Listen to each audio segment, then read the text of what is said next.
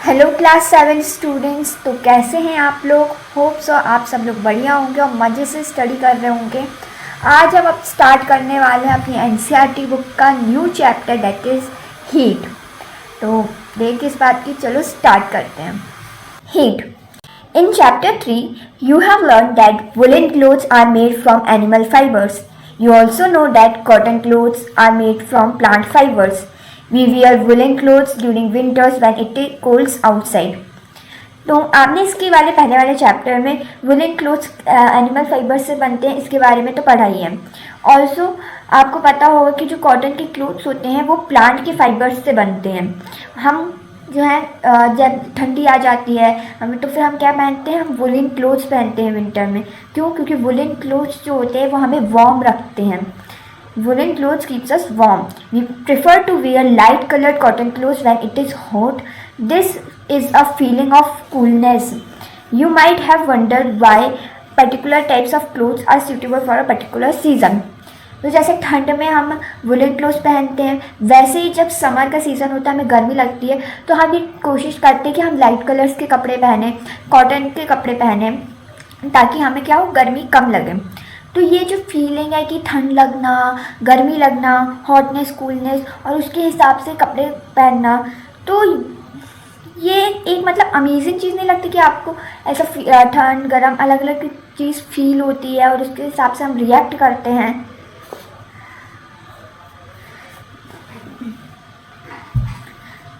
तो आपको ये अमेज नहीं करता कि कैसे हम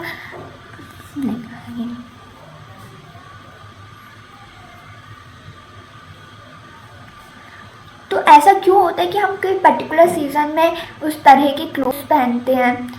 इन winter you feel cold inside the house. If you come out in the sun you feel warm. In summer, you feel hot even inside the house. How do we know whether an object is hot or cold? How hot or cold an object is? In this chapter, we shall try to seek answers to some of these questions. तो जैसे कि हमें winter में तो घर के अंदर ही बहुत ठंड लगने लगती है, बाहर जाते हैं सन में धूप सेंकते हैं तो हमें क्या होते हैं, हमें थोड़ा गर्माहट फील होती है, वार्मनेस फील होती है। जबकि गर्मी की अगर हम बात करें तो समर सीज़न में हमें घर के अंदर ही बहुत गर्मी लगती है। तो ये जो हमें फील होता है कभी ठंड कभी गर्म, ये हमें कैसे फील होता है और क्या चीज़ ठंडी होती है, क्या गर्म होती है, कैसे हम इसे पता लगाते हैं, ये सारे क्वेश्चंस का आंसर हमें इस चैप्टर में मिलेगा। तो let's proceed. Hot and cold. In our day-to-day life, we come across a number of objects. Some of them are hot and some of them are cold. Tea is hot and ice is cold. List some objects you have commonly in table 4. List some objects you use commonly in table 4.1. Mark these objects as hot or cold. तो अगर हम अपनी day to day life की बात करें तो बहुत सारे ऑब्जेक्ट्स हमारे बहुत सारे ऑब्जेक्ट्स हम देखते हैं जो जिनमें से कुछ हॉट होते हैं, कुछ कोल्ड होते हैं। जैसे आप सुबह उठते हो फिर चाय पीते हो तो फिर चाय कैसी होती है, हॉट होती है, या गर्म गर्म चाय पीते हो, आइस कोल्ड होता है। तो ऐसे ही आप मैंने जो जो objects day to day life में देखते हो उसको ये टेबल में लिस्ट करके लिखना है और बताना है वो हॉट होता है या कोल्ड होता है। Do not touch objects which are too hot, be careful while handling a candle flame और अ स्टोव। तो ये तो हमें पता, अगर हम किसी बहुत गर्म चीज़ को छुएंगे तो हमें क्या हो जाएगा, गर्म लग जाएगा और हमारा हाथ भी जल सकता है। इसलिए गैस स्टोव या कैंडल की फ्लेम को हमें नहीं छूना चाहिए। We see that some objects are cold while some are hot. You also know that some objects are hotter than others while some are colder than others. How do we decide which object is hotter than the other? We often do it by touching the objects, but is our sense of touch is reliable? Let us find out. तो ठीक है, कुछ objects hot होते हैं कुछ cold होते हैं माना, लेकिन आपने देखा होगा कि कोई दो ऑब्जेक्ट है दोनों हॉट है लेकिन एक ज़्यादा गर्म होता है एक कम गर्म होता है। और ऐसी ही ठंडी की बात करें तो कुछ अगर हम दो ऑब्जेक्ट ठंडे हैं तो हो सकता है एक ज़्यादा ठंडा हो एक कम ठंडा हो, है ना। ऐसे ही अगर मैंने दो कोल्ड ऑब्जेक्ट्स लिया है तो हो सकता है एक ज़्यादा ठंडा हो और एक कम ठंडा हो। पर कौन ज़्यादा ठंडा है कौन कम ठंडा है ये कैसे पता चलेगा? हाँ, हम छू के अब सेंस करके तो बता सकते हैं, लेकिन क्या हर चीज़ को हम सेंस करके बताएं और क्या हम सही बता पाएंगे? तो ऐसा तो है नहीं कि हम सही बता दें, एग्जैक्ट बता दें कि ये कितना ज़्यादा गर्म है ये कितना ज़्यादा ठंडा है। और अगर कोई बहुत गर्म चीज़ है तो क्या आप उसको छूओगे, आपका हाथ जल जाएगा। तो ये तो डेंजर भी है। तो कैसे हम फिर फाइंड कर सकते हैं? एक्टिविटी 4.1। टेक 3 small tubes container, label them as A, B and C. Put cold water in container A and hot water in container B. Make sure that water is not so hot that you burn your hand. Mix some cold and hot water in container C. Now dip your left hand in container A and the right hand in container B. After keeping the hands in two container for 2 to 3 minutes, put both hands simultaneously in container C. Do both the hands get the same feel? So इस activity में हमें क्या करना है, 3 container लेना है, that is A, B and C. ऐसे 3 container लेना है. A में आपको रखना है कोल्ड वाटर, ठंडा पानी रखना है. B में आपको गर्म पानी रखना है. बहुत ज़्यादा गर्म पानी मत रखना है कि अपना हाथ जला लो उससे, मतलब गर्म रखना है केयरफुली. और C में आपको क्या करना है, ठंडा और गर्म पानी दोनों इक्वल अमाउंट में मिक्स करके C में रखना है. अब आप क्या करो कि अपना लेफ़्ट हैंड A में डालो और अपना राइट हैंड B में डालो, दोनों को, और 2 से 3 मिनट के लिए ऐसे ही रखो. और उसके बाद अपने दोनों हाथों को C में डालो. अब आपको कैसा फील हो रहा है, क्या आपको दोनों हाथों में सेम फीलिंग आ रही है या डिफरेंट फीलिंग आ रही है? Bujo says, my left hand tells me that the water is mug C is hot and the right hand tells me that the same water is cold. What should I conclude? तो अब आपको क्या होगा कि दोनों हाथों में different feeling आएगी. जैसे बूजो ने ये एक्टिविटी की थी, तो बूजो हमें बता रहा है कि मुझे मेरे लेफ़्ट हैंड में जब मैंने सी पे डाला तो मुझे ऐसा लगा कि सी वाला जो वाटर है सी कंटेनर का वो गर्म है, जबकि मैंने राइट हैंड सी में डाला तो मुझे राइट हैंड से ऐसा फील हुआ कि जो सी कंटेनर है उसमें जो पानी है वो तो ठंडा है. तो अब मैं किस हाथ की मानूँ, अपने राइट हैंड की मानूँ या अपने लेफ्ट हैंड की मानूँ? बूजोज confusion shows that we cannot always rely on our sense of touch to decide whether an object is hot or cold. Sometimes it may deceive us. तो जैसे बूजो कंफ्यूज हो गया है कि सी कंटेनर हॉट है या कोल्ड, ऐसे ही इससे हमें पता चलता है कि हम हमेशा अपने सेंस पे नहीं डिपेंड हो सकते, क्योंकि ये हमें धोखा भी दे सकता है. अब देखो ना, उस दोनों हाथ उसके हैं लेकिन एक से कुछ और फील हो रहा है, एक दूसरे से कुछ और फील हो रहा है. Then how do we find out how hot an object really is? तो अब हमें पता कैसे चलेगा कि कौन सा ऑब्जेक्ट कितना गर्म है या ठंडा है? A reliable measure of the hotness of an object is its temperature. Temperature is measured by device called thermometer. तो हॉटनेस को, यानी कितना गर्म है कितना ठंडा है, इस चीज़ को मेज़र करना है. इस चीज़ को मेज़र हम कर सकते हैं टेम्परेचर फाइंड करके. टेम्परेचर वो तरीका है जिससे हम हॉटनेस और कोल्डनेस को मेजर करते हैं. और टेम्परेचर हम किससे मेजर कर सकते हैं? तो उसके लिए इंस्ट्रूमेंट होता है जिसको कहते हैं हम thermometer. 4.2 measuring temperature. Have you seen a thermometer? Recall that when you or someone else in your family had fever, the temperature was measured by a thermometer. तो क्या आपने थर्मोमीटर देखा है? याद करो, जब आप या आपके फैमिली में कोई बीमार हुआ होगा तो डॉक्टर ने उस क्या थर्मामीटर से टेम्परेचर चेक किया होगा, या तो उसने आपके माउथ में रखा होगा या उनने आपके आर्म्स के बीच में रखा होगा. The thermometer that measures our body temperature is called a clinical thermometer. तो जिस थर्मामीटर से हम बॉडी का टेम्परेचर मेजर करते हैं उसको क्लिनिकल थर्मामीटर बोलते हैं. Hold the thermometer in your hand and examine it carefully. You do not have a thermometer? Request a friend to share it with you. A clinical thermometer looks like the one shown in figure 4.2. एक clinical thermometer कैसा दिखता है ये आपको image में दिख रहा होगा. कुछ रीडिंग्स होती है जिससे हमें टेम्परेचर का पता चलता है. आप खुद भी इसे ट्राई कर सकते हो. A clinical thermometer consists of long, narrow, uniform glass tube. It has a bulb at one end. This bulb contains mercury. Outside the bulb, a small shining thread of mercury can be seen. Thermometer होता है वो कैसा दिखता है? तो वो तो सबसे पहले लंबा सा होता है, लॉन्ग होता है, सामने की तरफ थोड़ा पतला सा होता है, एंड होता है, और पीछे ऐसा मोटा सा बल्ब होता है. पूरा जो होता है ग्लास का बना हुआ होता है. ये वैसा क्यों नहीं दिख रहा? क्योंकि ये जो है ये डिजिटल थर्मामीटर है, पर क्लिनिकल थर्मामीटर आप इमेज में देख सकते हो इसी टाइप का होता है. वो यहाँ पे उसमें रीडिंग शो होती है, यहाँ पे डायरेक्टली आपको टेम्परेचर दिख जाता है, उसमें रीडिंग आपको देखनी पड़ती है. और उसमें क्या होता है, यहाँ पे मरकरी होती है. If you do not see the mercury thread, rotate the thermometer a bit till you see it. You will also find a scale on the thermometer. The scale we use is the Celsius scale, indicated by degree Celsius. तो हो सकता है आप जब thermometer देखो तो आपको mercury ना दिखे, उसके अंदर मरकरी फिल होती है जो, तो आप जब उसको थोड़ा हिलाओगे, शेक करोगे तो आपको अंदर लाइनिंग में दिखेगी वो शाइनिंग सी मरकरी लिक्विड। और इसमें स्केल बना होता है जिससे आप रीडिंग नोट करते हो। ये किस यूनिट में मेजर होता है? डिग्री सेल्सियस में, सेल्सियस स्केल होता है। बूजो wondered which of the two scales shown in figure 4.2 he should read. Paheli told him that India has adopted the Celsius scale and we should read that scale. The other scale with the range 94 to 100 degree is the Fahrenheit scale. It was in use earlier. तो अब आप image में देख सकते हो कि यहाँ पे दो स्केल की रीडिंग है, एक जो है वो डिग्री सेल्सियस में, एक जो है वो फ़ारेनहाइट में है।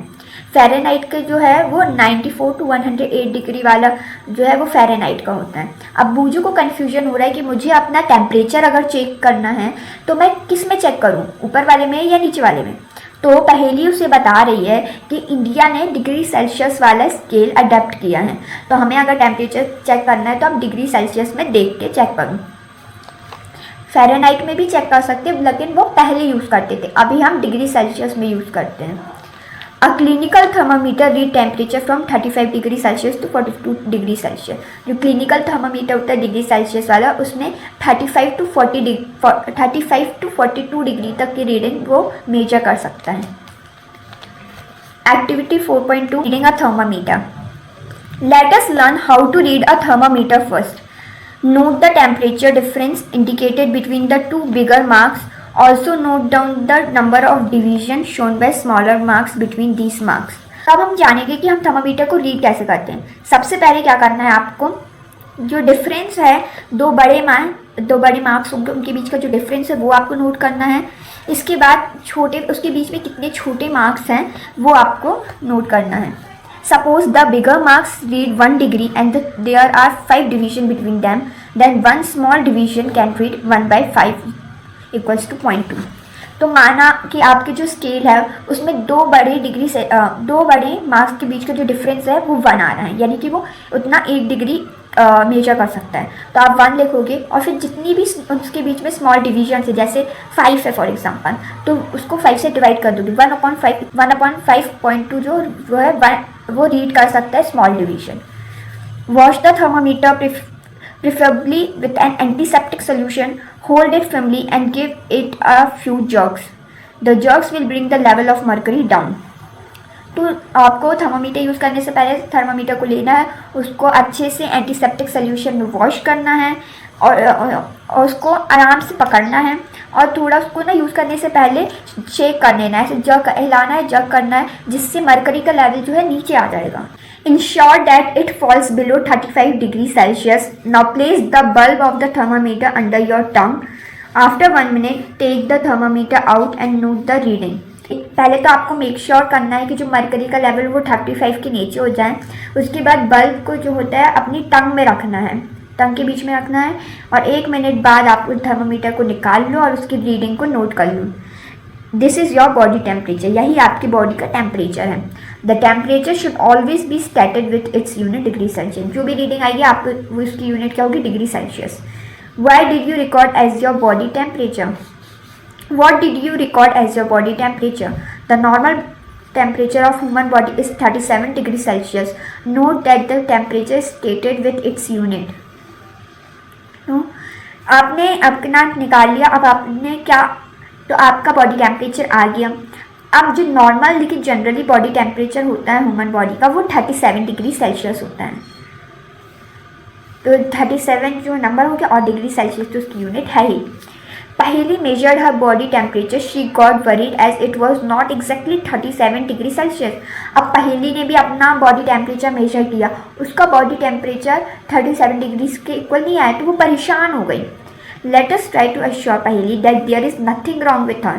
लेकिन पहेली को यह समझाना होगा कि ये इसमें कुछ घबराने वाली बात नहीं है। Measure activity 4.3. Measure the body temperature of some of your friends at least with a clinical thermometer. Record your observation as in table 4.2.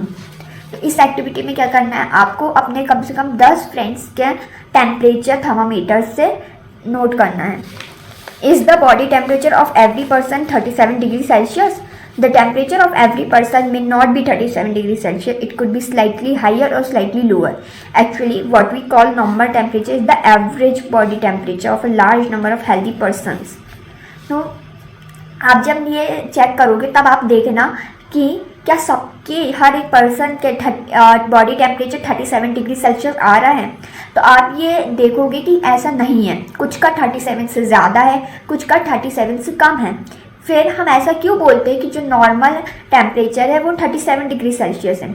ऐसा इसलिए क्योंकि बहुत सारे हेल्दी पर्सन का एवरेज जो टेम्परेचर आता है वो 37 है, यानी कि आपका टेम्परेचर 37 के आसपास होना चाहिए, तो आप हेल्दी हो, ठीक हो। Clinical thermometer is designed to measure the temperature of human body only. The temperature of human body normally does not go below 35 degree or 42 degrees above 42 degrees Celsius. That is the reason that this thermometer has the range 35 to 42 degrees Celsius. No? अब आप सोचो मेरे हाथ में तो thermometer आ गया, मुझे reading करनी भी आ गई है, तो मैं इस थर्मामीटर से कैट के, डॉग के, किसी भी एनिमल का भी रीडिंग ले सकता हूँ। तो ऐसा नहीं है। जो क्लिनिकल थर्मामीटर है वो ह्यूमन बॉडी के लिए ही बना हुआ है।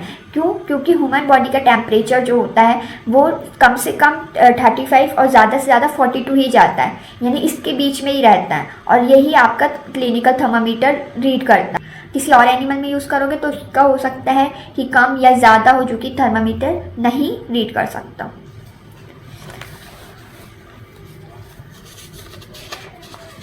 Bujo got a naughty idea. He wanted to measure the temperature of hot milk using a clinical thermometer. पहेली stopped him from doing so. अब बूजू को तो और भी शैतानी आइडिया आया। उसको क्या लगा कि मेरे पास तो थर्मामीटर है, इससे मैं गर्म दूध का हीट में मेजर करता हूँ कि उसका टेम्परेचर कितना है, कितना हॉट है आके वो। पर पहेली ने उसको ये कबाड़ा करने से रोक दिया। तो हमें ऐसा क्यों नहीं करना चाहिए? चलो देखते हैं। Do not use a clinical thermometer for measuring the temperature of any object other than the human body. Also avoid keeping the thermometer in the sun or near a flame. It may break. तो हमें clinical thermometer को किसी भी object में, आप human body को छोड़ के किसी भी चीज़ के लिए के टेम्परेचर को मेजर करने के लिए यूज़ नहीं करना चाहिए, क्योंकि वो ह्यूमन बॉडी के लिए बना है। और उसको सन में भी नहीं रखना चाहिए। क्यों? क्योंकि इसके अंदर जो लिक्विड होता है आपका मरकरी का, तो जब आप सन में रखोगे तो सन में क्या होगा, हीट लेके वो एक्सपेंड करेगा, तो ग्लास ट्यूब बर्स्ट हो सकती है और थर्मामीटर टूट सकता है। इसलिए तो ये क्लास हमारी यहीं पर ख़त्म होती है। होप सो आपको एक्सप्लेनेशन समझ में आया हो, और आया हो तो जल्दी से वीडियो को लाइक कर दो, फ्रेंड्स के साथ शेयर कर दो, और अपने थॉट्स कमेंट करके बताओ। चैनल तो अब तक आपने सब्सक्राइब कर ही दिया होगा। हम मिलते हैं अब नेक्स्ट वीडियो में, तब तक के लिए बाय बाय।